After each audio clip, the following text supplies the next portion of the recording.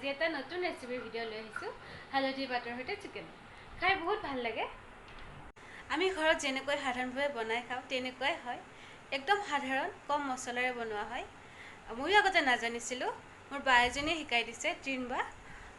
বলক ৰেচিপিটো চাওঁ আৰু যদি ৰেচিপিটো ভাল লাগে চেনেলটো ছাবস্ক্ৰাইব কৰি দিব মোৰ ভিডিঅ'টো লাইক কৰি দিব আৰু ঘৰত আপোনালোকেও ট্ৰাই কৰি চাব আৰু ভাল লাগিলে মোৰ লগত কমেণ্টত শ্বেয়াৰ কৰিব আদা নহৰু আৰু জলকীয়া লৈ লৈছোঁ পিঁয়াজ লৈছোঁ এটা কাটি সৰু সাইজৰ আলু এটা লৈছোঁ আৰু আজিৰ মুখ্য আকৰ্ষণ চিকেনৰ মেইন ইনগ্ৰেডিয়েণ্টছ হালধিৰ পাত লৈ লৈছোঁ 2 খিলা আৰু চিকেন লৈছোঁ আধা কেজি এতিয়া মই ইয়াতে সৰু চামুচেৰে এচামুচ হালধি নিমখ আৰু জিৰা দি কেনে হাতেৰে মিহলাই থৈ দিম ঢাকি থৈ দিম ফ্ৰিজত থব নালাগে জাস্ট ঢাকি থলে হ'ব তেতিয়া ইয়াৰে লগত এই মছলাখিনিৰ লগত চিকেনটোৰ লগত মছলাখিনি ধুনীয়াকৈ মিলি যাব হাতেৰে মিহলাই ঢাকি থৈ দিলে হ'ব এয়া চাওক মই হাতেৰে মিহলাই দিলোঁ গোটেইখিনি আৰু ঢাকি থৈ দিম এতিয়া মই এই সময়খিনিতে কেৰাহী এটা বহাই দিছিলোঁ তাতে মিঠাতেল দি দিছোঁ অলপ মিঠাতেলখিনি গৰম হৈছে এতিয়া মই আলুখিনি যিখিনি আলু কাটি ৰাখিছিলোঁ কাটি ৰখা আলুখিনি ইয়াতে ফ্ৰাই হ'ব দিম আমাৰ অসমীয়া ষ্টাইলত মাহতে যেনেকৈ বনাই আগৰ পৰা সৰুৰ পৰাই দেখিছোঁ অকণমান হালধি আৰু নিমখ দি হাফ ফ্ৰাই কৰিলে হ'ব এনেকৈ আলুটো ফ্ৰাই কৰি থ'লে খাই ইমান ভাল লাগে নহয় জানো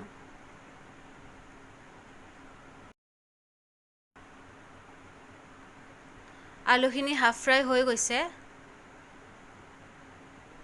এতিয়া আলুখিনি নমাই থলোঁ সেইখিনি তেলতে মই পিঁয়াজ দি দিলোঁ পিঁয়াজখিনি বাদামী কালাৰ হোৱালৈকে ফ্ৰাই কৰিলেই হ'ব এটা ধুনীয়া গোন্ধ আহি যায় পিঁয়াজ ফ্ৰাই কৰোঁতে সেইখিনিতে মই চিকেনখিনিও দি দিম বেছি ফ্ৰাই হ'ব নিদিব পিঁয়াজখিনি কাৰণ চিকেনৰ লগতো যিহেতু পিঁয়াজখিনি ফ্ৰাই হ'ব গতিকে বেছি যদি ফ্ৰাই কৰে আগতেই তেতিয়া দেই যাব গতিকে বেছি ফ্ৰাই নকৰিব পিঁয়াজখিনি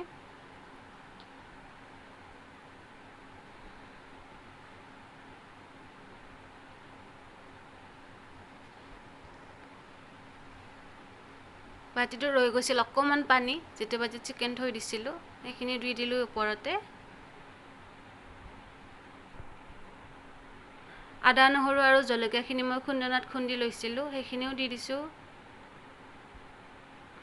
মিৰ্চি পাউডাৰ দিছোঁ মিৰ্চি পাউডাৰটো অপশ্যনেল হয় এইখিনি দিয়াৰ পিছত ধুনীয়াকৈ লৰাই ঢাকি থৈ দিম কিন্তু মাজে মাজে ঢাকনখন গুচাই চাম আৰু হাতাখনেৰে লৰাই থাকিম চিমত ৰাখিব চিমত ফ্ৰাই কৰিলে ভাল লাগে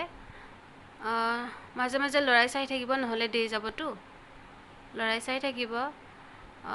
এনেকৈ 10 মিনিটমান 15 মিনিটমান লাগিব চাগে তাৰপিছত আপোনালোকে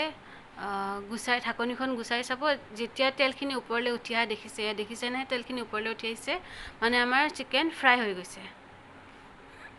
এতিয়া ইয়াতে এইটো দিম যিটো আলু আমি ফ্ৰাই কৰি থৈ দিছিলোঁ আলুটো ওপৰতে দি দিম